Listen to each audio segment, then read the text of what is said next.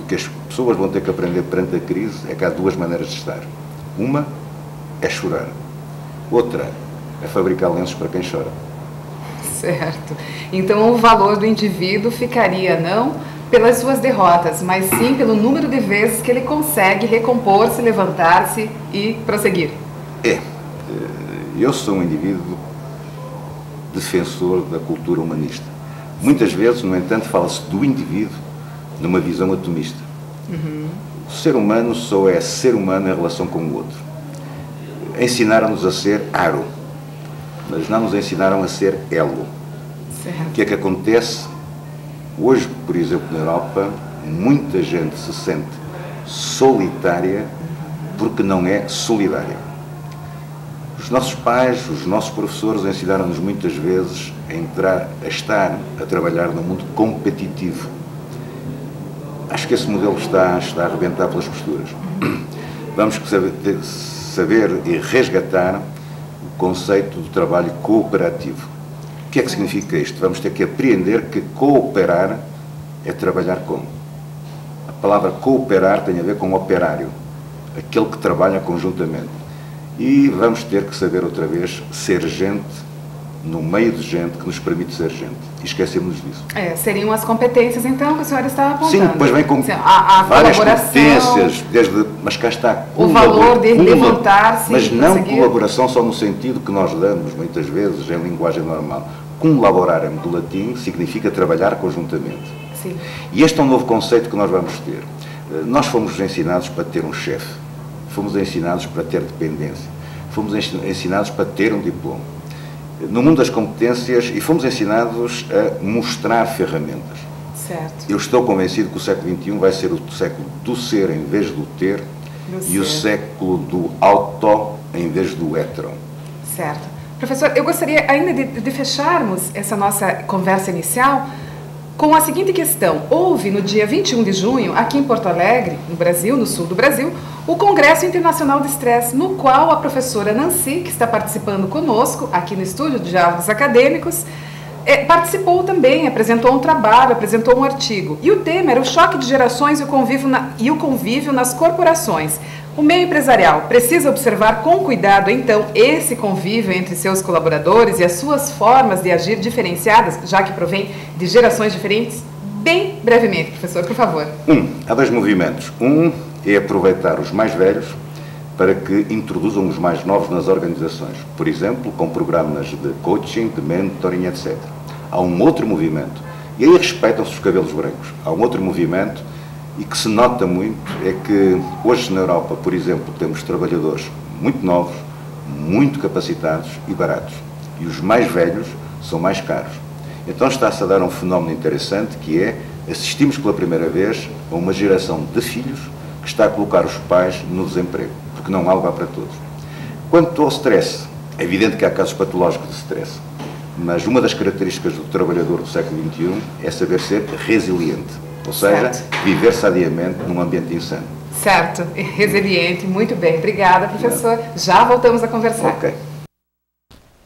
Voltamos para o estúdio, no nosso segundo bloco, e já vamos passar a questão, já vamos passar para a professora Nancy. E então, professora Nancy, sobre esse choque de gerações, esse conflito de gerações, e também eu já gostaria que a senhora também já pudesse fazer um link com o Congresso Internacional que a senhora participou em Porto Alegre.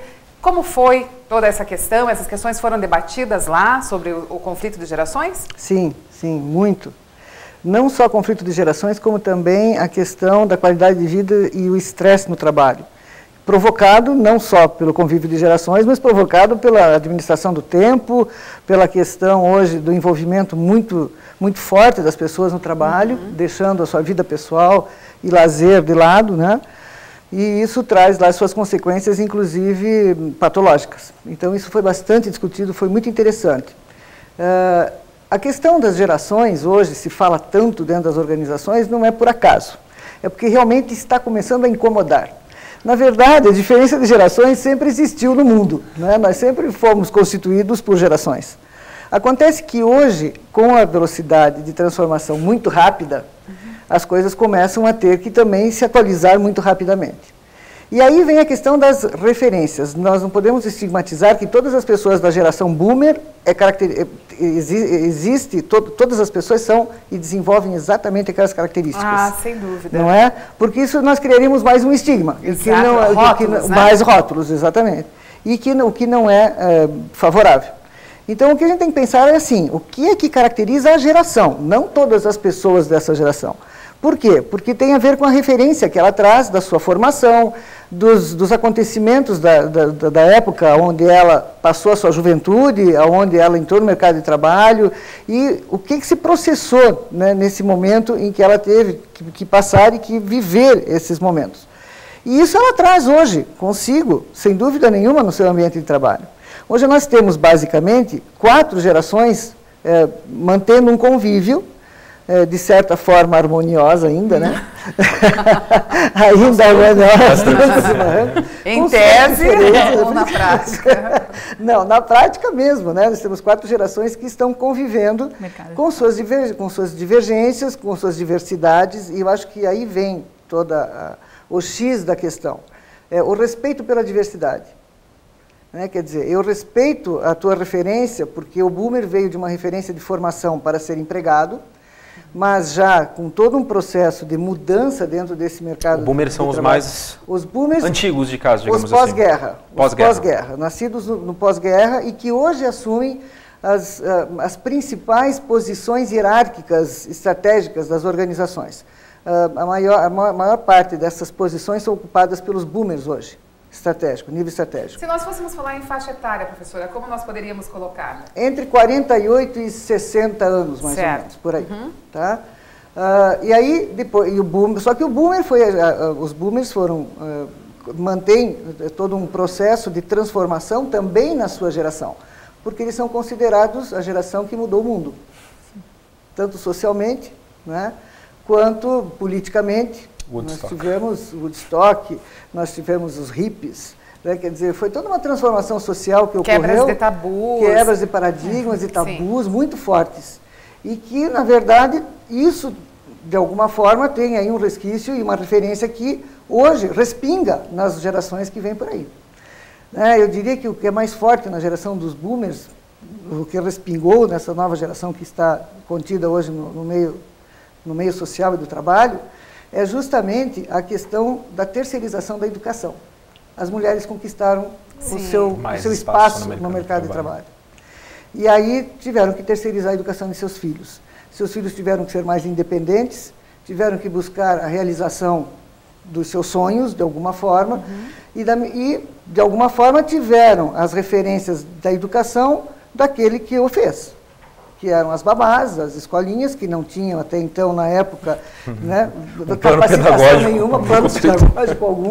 Eram pessoas que tinham até uma afinidade em cuidar de crianças, mas que não tinham a menor formação.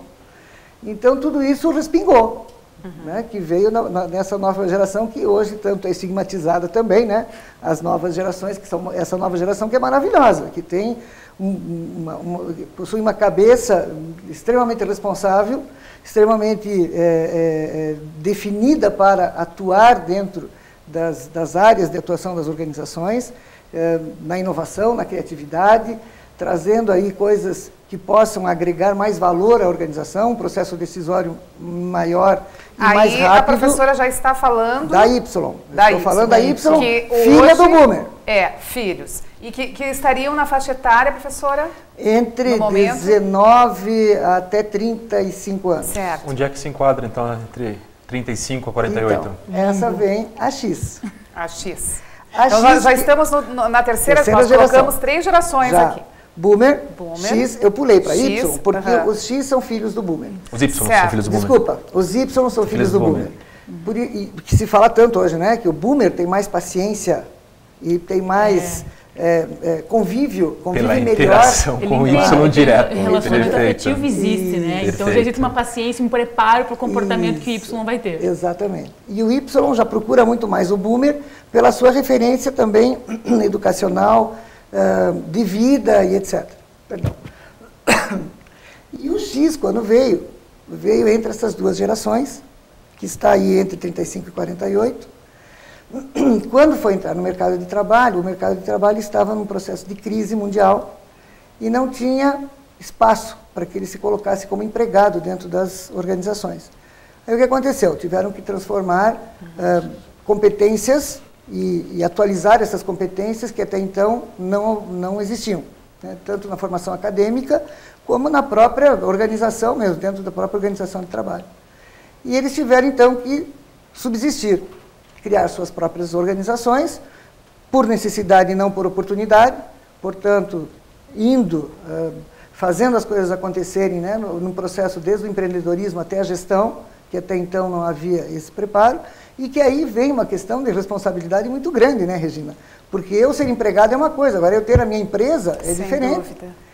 Então, o X, ele tem, a gente diz, né, que eles são mais rançosos, porque eles se apegam muito na questão do controle, na questão das regras, das normas que têm que ser seguidas. E o Y é irreverente, ele vem e ele não quer saber de hierarquia, ele quer saber da solução do problema, ele quer saber de inovar rapidamente, e isso incomoda muito mais o X do que o Boomer. E nessa sopa, qual que é a quarta geração? A quarta geração é que está vindo e já estando aí como menores aprendizes no mercado de trabalho. Filhos do X? Que são filhos de X, e uns requisitos ainda de Boomer. Alguns boomers que foram mais tardios aí ao ter seus filhos, né? Então vem daí também. Ou pode ser até de Y com uma maternidade muito recente, muito nova. E, então eles já vêm aí num outro mundo, o mundo touch, né? A gente diz que o boomer era a datilografia, então era habilidade. Hoje nós não precisamos mais de habilidade, nós precisamos mais do cérebro funcionando, quer dizer, muito mais do pensar, do desenvolvimento do conhecimento, do pensamento da sensibilização, isso que a Ana colocou, né? São mais sensíveis, então tem mais convívio com os amigos, são mais família. E a questão da qualidade de vida no trabalho, que também foi falado muito no simpósio, é a questão desse equilíbrio, né? Nós precisamos trabalhar e precisamos também ter a vida pessoal, o seu lado pessoal desenvolvido também. E aí como é que se equilibra isso? Isso é o maior desafio, acho que hoje, para o ser humano. Exatamente, professora. E agora, administrar essas gerações dentro de uma organização, de uma corporação, tentando equilibrar, como fica isso, Ana Vitória? É perceptível? É perceptível, com certeza. A gente não precisa estar na área de RH, de gestão de pessoas, você presencia esse tipo de conflito. Às vezes eles são divertidos, às vezes eles são um pouco preocupantes, mas eles acontecem. Com certeza, os Y, eu posso falar de cadeira, eu sou uma Y, eu encontro muita facilidade em propor inovações, em iniciar projetos, em comprometer os boomers. Eles são muito mais abertos a receber uma nova ideia do que muitas vezes o X recebe. Apesar da gente ter idades mais próximas, o X realmente ele é permeado dessa necessidade de regra, de hierarquia, de muitas vezes de medo, porque justamente eles entraram no mercado de trabalho num momento onde estava tudo muito mais difícil. E esses conflitos acontecem, eles acontecem bastante, mas eles podem ser gerenciados. E eu acredito, na minha opinião, o relacionamento interpessoal é a resposta. Com certeza. Conhecer o background, de onde veio cada geração e entender que aquela reação, às vezes uma coisa que o X interpreta como um desrespeito, que o Boomer considera como um pouco caso da história que ele construiu, não é pessoal. É uma questão que ele traz da convivência que ele teve antes do trabalho e dos valores que ele teve passado para ele. O Y foi criado para questionar. Exatamente. Nós tivemos uma educação que não era o decore e repita. E para decidir também, né? Para decidir. Filhinho, o que você quer fazer, né? Fugir das certezas, trabalhando as certezas. É bem importante essa colocação da Ana quando ela diz assim, que muitas vezes é encarado como um desrespeito, uma invasão do espaço, você está me atropelando, espera aí que eu estou numa posição, estou num cargo acima de você, mas na verdade não é nada disso. É nada disso. É a maneira como, enfim, essa geração está vindo aí, tem pressa, não é? Tem pressa em conseguir inovações e resultados diferentes. E hoje com a tecnologia isso é muito mais possível, né?